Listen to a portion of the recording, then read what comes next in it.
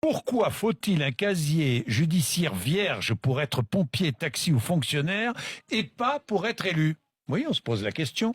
À revenu égal avec un salarié, un élu peut payer 2 fois moins d'impôts. Mais oui, un élu peut cumuler jusqu'à 5 retraites et sans plafond. Philippe oui. Pascaud, votre livre Pilleurs d'État aux éditions Max Milo recense tous les abus légaux, je dis bien légaux, dont bénéficient les élus. Exactement. Je vais vous en citer un autre, puisqu'on est là dans une radio sympathique. Vous savez ce que c'est qu'une pension de reversion? Oui, Bon. évidemment. Un simple salarié, c'est 54% de 19 000 euros maximum. Moi, j'ai Oui. une amie qui vient de perdre son mari. Elle touche 357 euros de pension de reversion. Une femme d'élu, ou un homme d'élu, c'est 66% sans plafond. Moi, j'ai du mal à comprendre qu'une femme d'élu soit plus fatiguée qu'une femme de salarié. Et c'est ce que je mets dans Pilleurs d'État. Tous ces petits privilèges, ces avantages, ces droits que certains élus se sont abrogés. Que plus on monte en haut de la pyramide, plus les élus s'en mettent plein les poches et plus ils confortent le système dans lequel ils se vautrent. D'ailleurs, certains médias hésitent à vous inviter. Je sais pas pourquoi. J'ai un journaliste l'autre fois qui m'a téléphoné, qui m'a dit putain Philippe, ton livre est génial, ce qu'il y a dedans c'est simple, il y a longtemps qu'on aurait dû l'écrire, mais tu comprends, si je t'invite et si Valls devient président, je suis grillé. Non, Manuel Valls, bon, pas plus pourri, pas moins que les autres. Il n'est pas particulièrement pourri. Il est parti en Afrique dernièrement, je sais pas pourquoi. Il y a quelques années, beaucoup d'élus allaient en Afrique avant les élections, avant les élections, c'est pas pourquoi. 30% des parlementaires, Oui.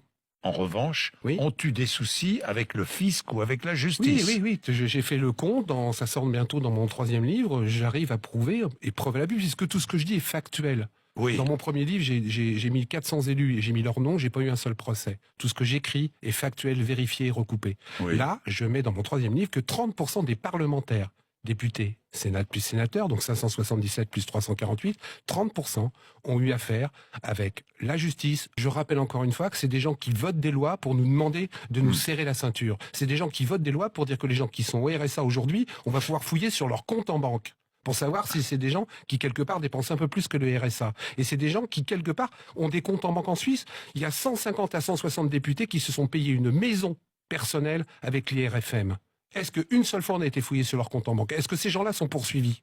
Oui. Moi, si je fais ça, 3 mois après, on vend ma maison. 3 mois après, je passe en justice. Comment ça se fait que les élus, il faut 15 ou 20 ans pour que quelque part il y ait un procès qui se passe? Comment ça se fait que des élus qui ont truandé, je vais vous citer encore un autre exemple. Allez-y. Rambouillet.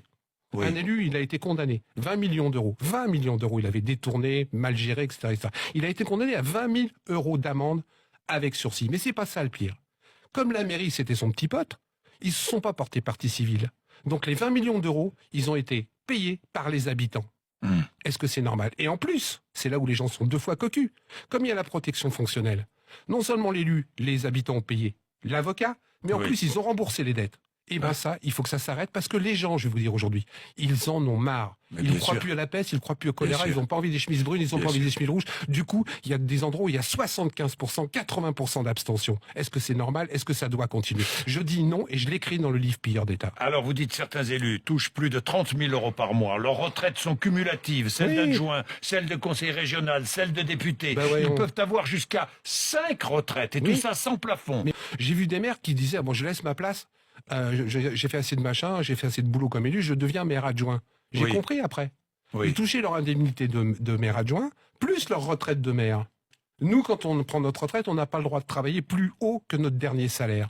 Pourquoi ces gens-là peuvent cumuler? Comment se fait-il que des gens qui doivent être exemplaires, qui doivent nous montrer l'exemple, en ont plus que les gens qu'ils seront soi-disant censés représenter? Ça, c'est complètement anormal.